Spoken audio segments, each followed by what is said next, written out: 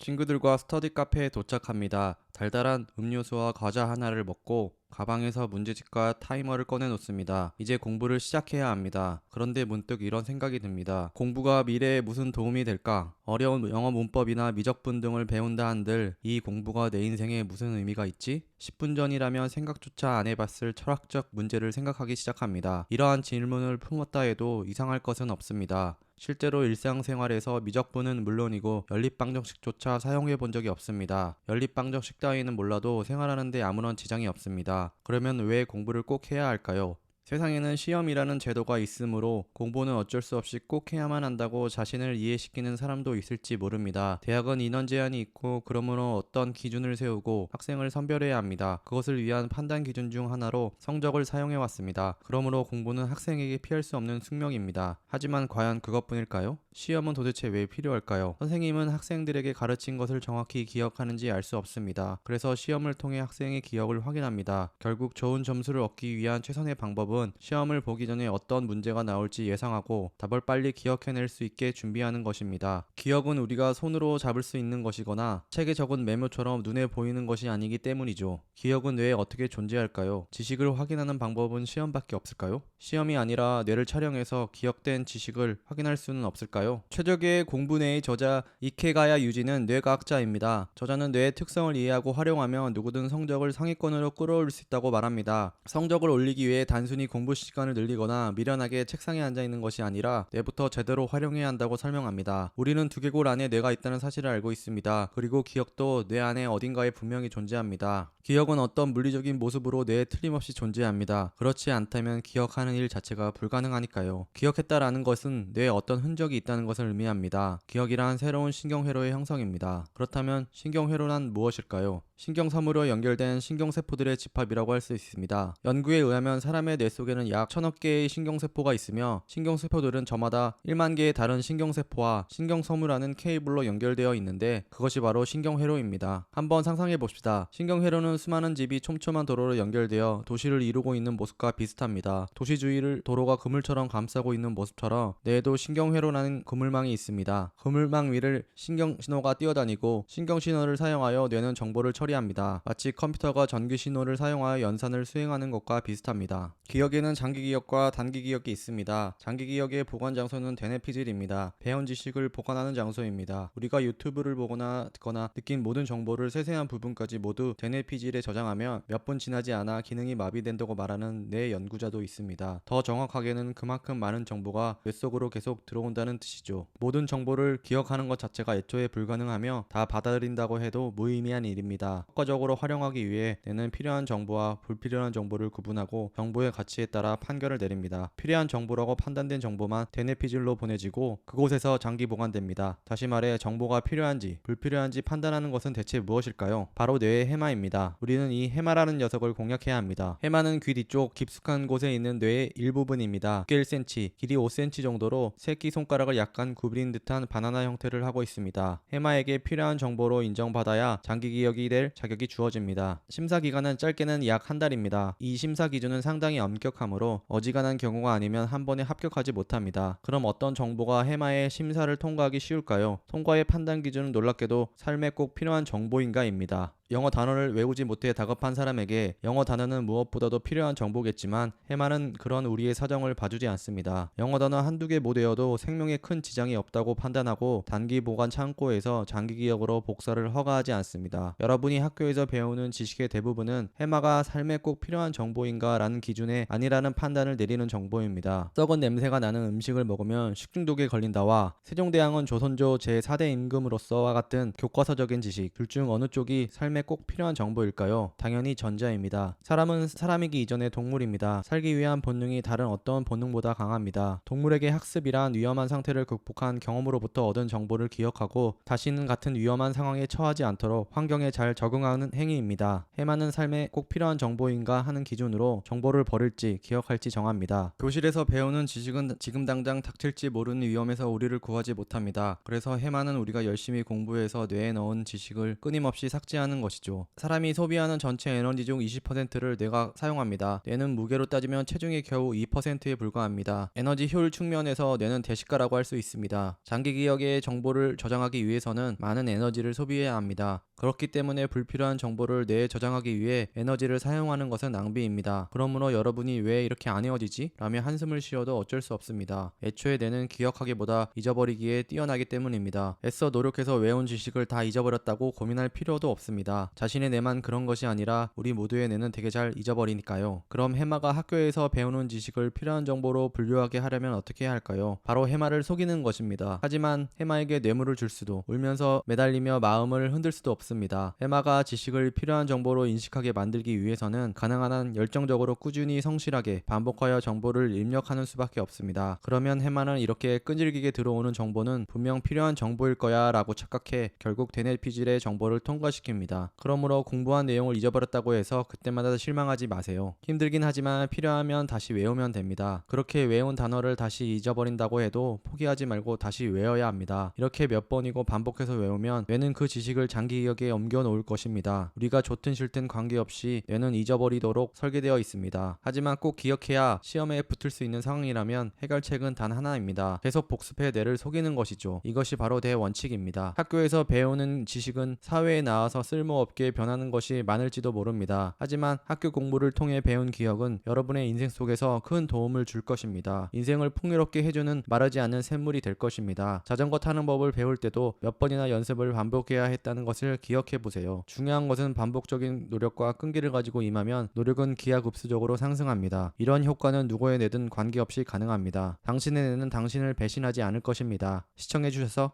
감사합니다.